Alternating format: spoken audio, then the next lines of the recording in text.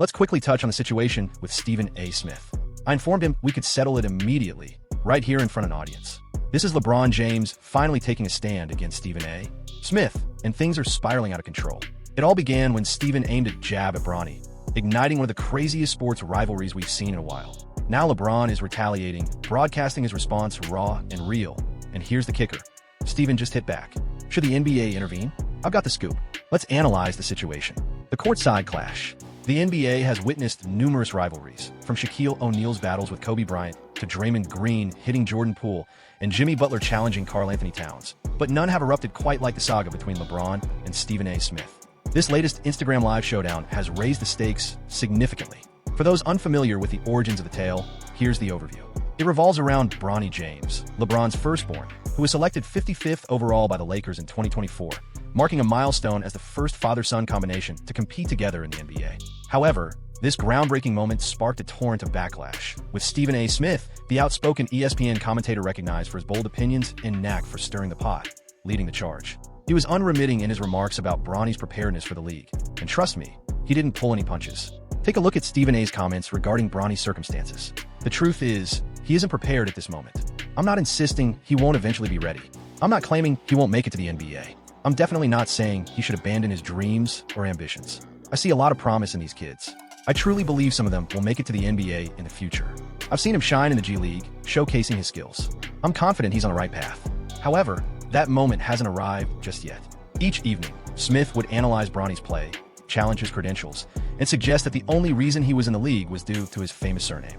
Yet Stephen A. went further. He delved into Bronny's numbers, expressing his views on LeBron's influence in the matter. Bronny James has participated in 13 games in the NBA. Ladies and gentlemen, he holds an average of 0.3 points, 0.3 assists, and 0.4 rebounds. Throughout his NBA journey, he's made just 1 out of 16 shots from the field, missing all 7 of his attempts from beyond the arc, and here he is in the first quarter of an NBA matchup.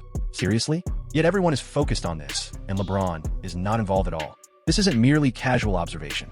This was a methodical dissection of Stephen A.'s view that Bronny wasn't suited for an NBA team, followed by the moment that truly struck LeBron hard when Smith began to scrutinize LeBron's choices as a parent. I'm not being harsh on Bronny. I'm concerned. Is this how you want it, LeBron? Is this how you envision it? Rich Paul? Is this your choice? You can't just drop into the G League and put up 20 or 25 points, waiting until he's set.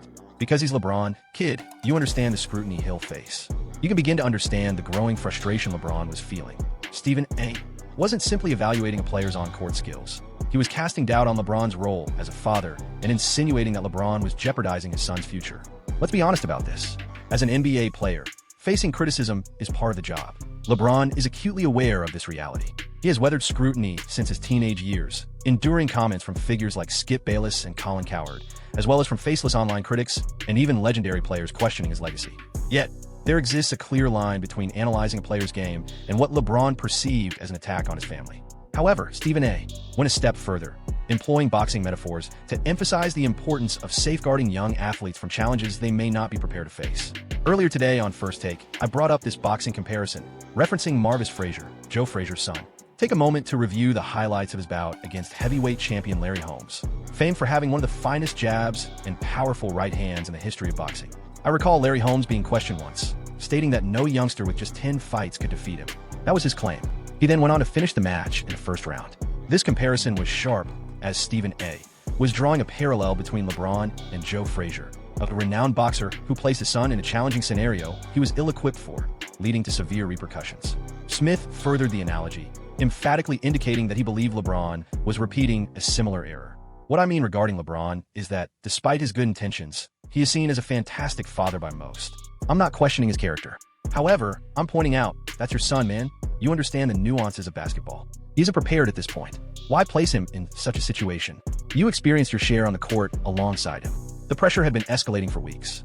Each match, every statistic, and every missed shot from Bron fueled Smith claims. Though certain critiques may have held merit, Bron's performance was quite average given his restricted playing time. LeBron believed Smith had ventured beyond professional analysis into a realm that was overly personal and harmful.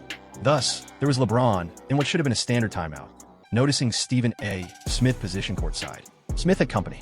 He stood by the Lakers bench among some high-profile attendees, such as Endeavor CEO Ari Emanuel and comedian Larry David.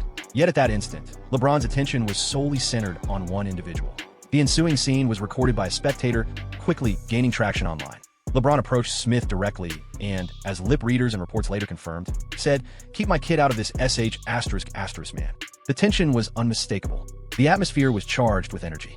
Each person in that stadium, since they were part of a historic event, considered the bravery, or perhaps bravado, required to challenge such a formidable figure in sports journalism before a crowd of thousands and a sea of cameras. This wasn't LeBron, the basketball player, taking this bold step.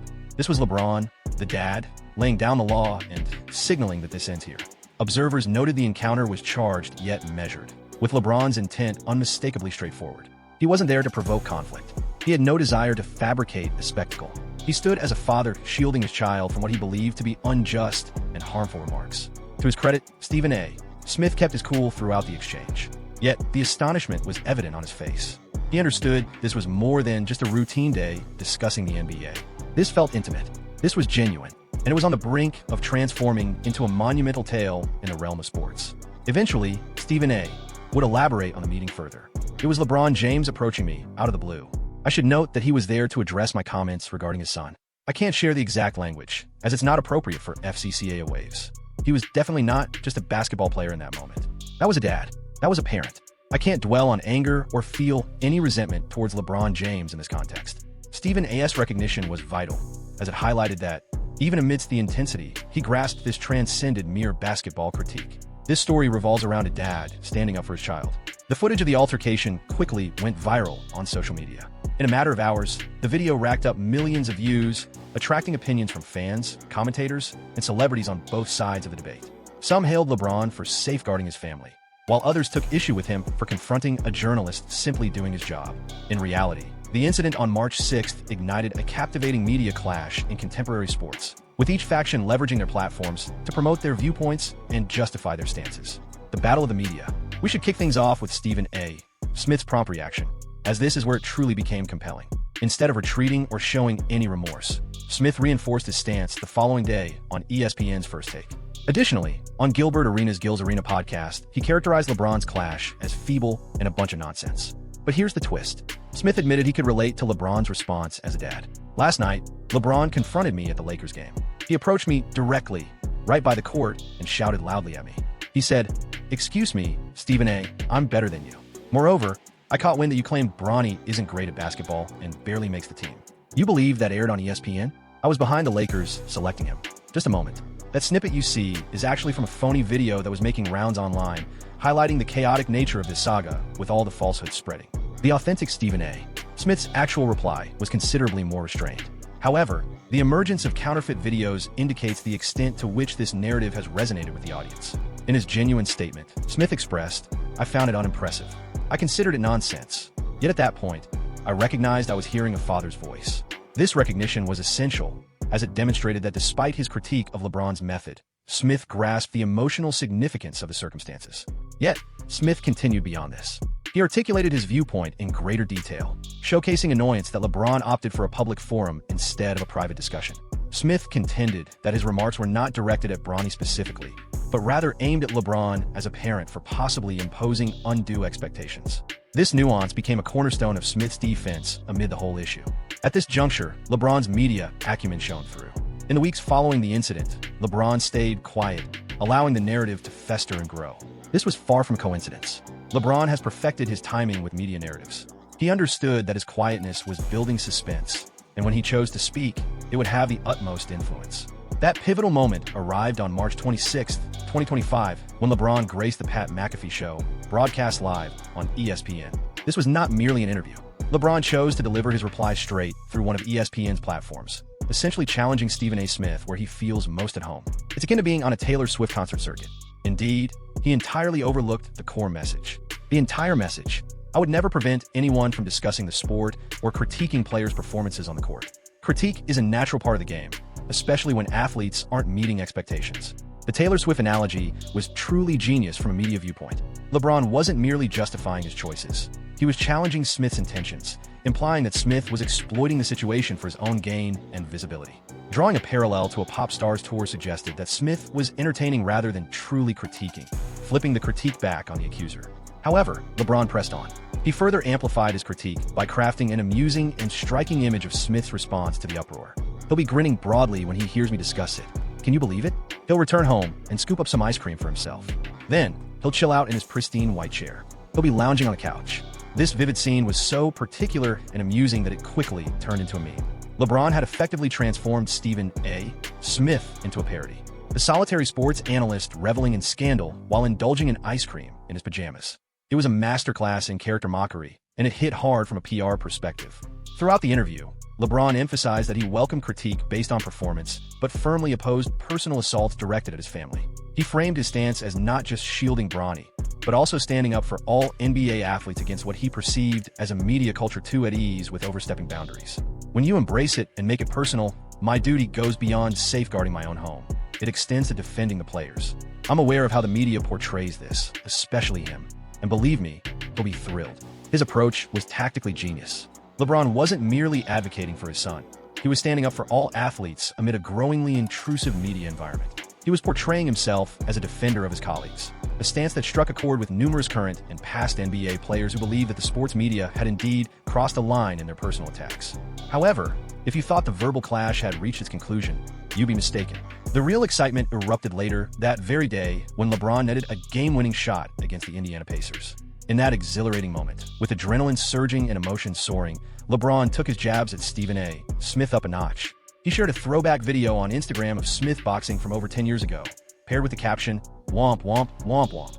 This wasn't merely a casual dig. It was a total social media bombshell. Understanding the context of this video was essential. Smith had earlier remarked that he would have reacted aggressively if LeBron had confronted him during their sideline meeting. By sharing this vintage boxing clip with sarcastic sound effects, LeBron was effectively challenging Smith, indicating that his bravado was nothing more than empty words. The reply came fast and was astonishing. Within an hour, the post garnered 529,952 likes, highlighting the public's fascination with this celebrity clash. Social media erupted with comments, memes, and opinions, with many labeling it the most brutal social media exchange in sports history. Stephen A. Smith reacted quickly and intensely. The following day, March 27, 2025, he retaliated on his podcast, The Stephen A. Smith Show, accusing LeBron of being dishonest and full of nonsense. Smith stood firm on his boxing qualifications, emphasizing that his critiques were strictly professional, devoid of personal animosity. However, the narrative took on new depth. He referenced LeBron's own entanglements with controversies, such as his remarks regarding the NBA's dealings with China and his notable no-shows at some significant events. This development indicated that both parties were prepared to air historical grievances, transforming the debate into a thorough evaluation of character. What was particularly intriguing about this media clash was its unfolding across various platforms, engaging diverse audiences. ESPN's First Take catered to veteran sports media fans.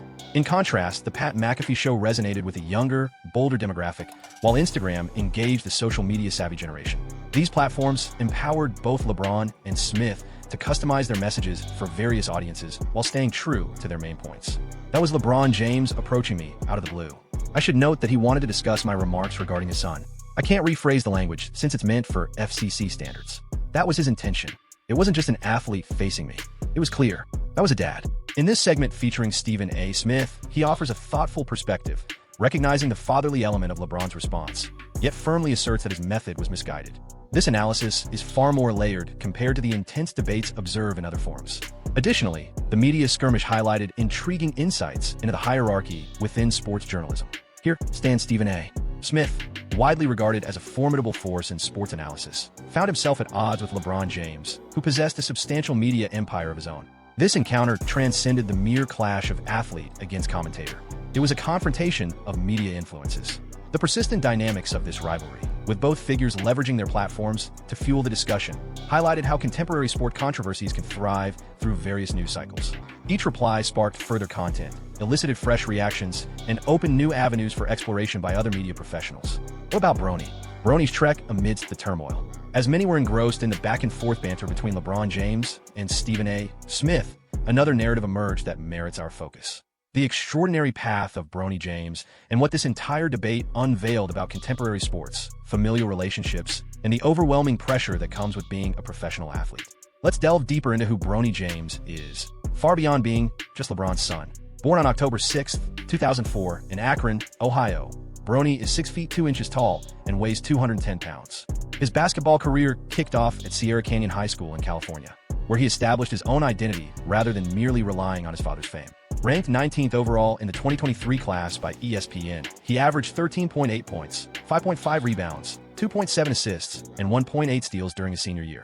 Yet, it is at this point that Bronny's narrative takes a fascinating and poignant turn. While attending USC, Bronny experienced a cardiac arrest while exercising, a critical event that threatened both his life and basketball aspirations. Remarkably, he not only survived this ordeal, but also made a comeback to compete in basketball at an elite level, making his story even more remarkable.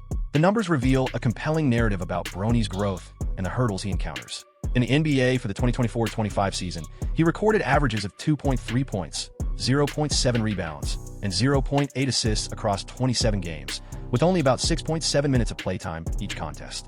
These relatively low figures have provided fodder for critics, such as Stephen A. Smith, who have raised doubts about his preparedness for the NBA. Yet in the NBA G League, Bronny's statistics paint an alternate picture. He is putting up impressive numbers, averaging 21.9 points along with 5.1 rebounds and 5.5 assists each game. This notable contrast in performance emphasizes an essential aspect often overlooked in talks of favoritism. Bronny undeniably possesses basketball skills, but like numerous promising young athletes, he requires both time and chances for growth. The nepotism conversation surrounding Bronny has been especially fierce, with many referring to him as a nepotism baby, a phrase indicating that his prospects arise primarily from his father's clout instead of his own abilities. Commentators such as Mark Lamont Hill expressed on social platforms that selecting Bronny James is an unwise decision. Aside from the clear favoritism, I doubt this benefits either of their professional journeys. Yet what's intriguing about the nepotism discussion is how it simplifies a nuanced issue. Indeed, being the son of LeBron James has opened avenues typically closed to others with similar stats. However, earning the distinctions of a McDonald's All-American and showing promise at USC before his cardiac arrest indicates that Bronny has secured many of his chances based on his own talent. The weight Bronny carries is unparalleled in professional sports. Picture being just 20 and having every missed shot, each turnover, and every struggle examined not merely as a measure of your skills, but as a commentary on your father's legacy. This extraordinary pressure, stemming from being the offspring of one of the NBA's all-time greats, creates a unique burden that no other rookie has experienced. What stands out about Bronny amid this entire controversy is his remarkable composure and concentration. Thorough searches for any comment from him on the dispute between his father and Stephen A. Smith have yielded no public responses, interviews, or social media posts addressing the matter. This choice of silence indicates a level of maturity surpassing his age, reflecting a mindful decision to allow his gameplay to speak for itself rather than engage with media disputes.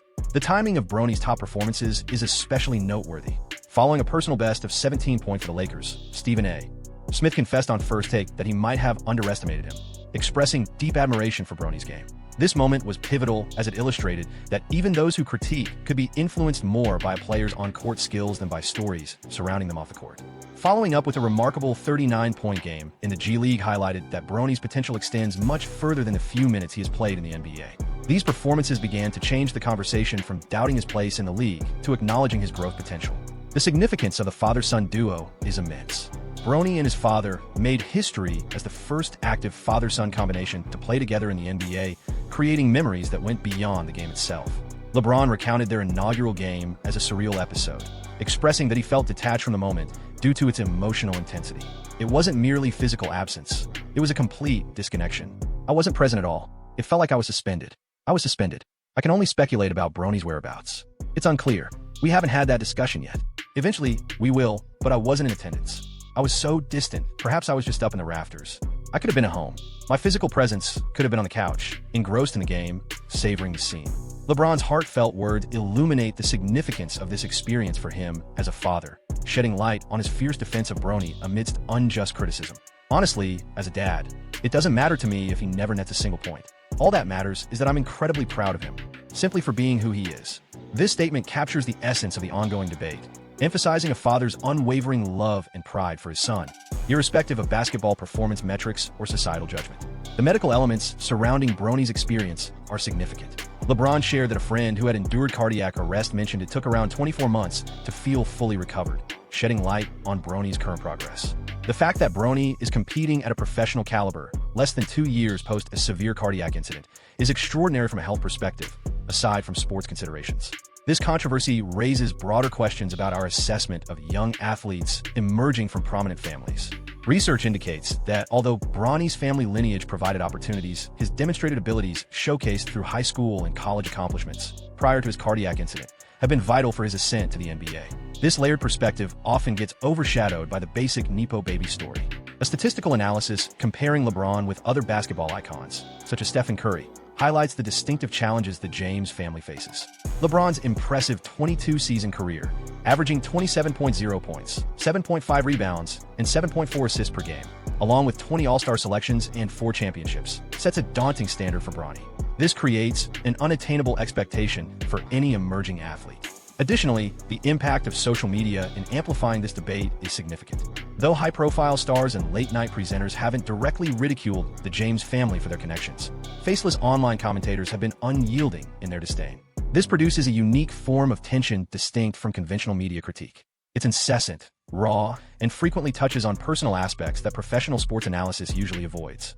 As the narrative evolves, it presents an intriguing examination of contemporary sports journalism, familial relationships, and the cost of celebrity. The clash between LeBron and Stephen A. Smith's journey began as a protective parental moment, but transformed into a wider discourse on respect, boundaries, and the toll of public exposure.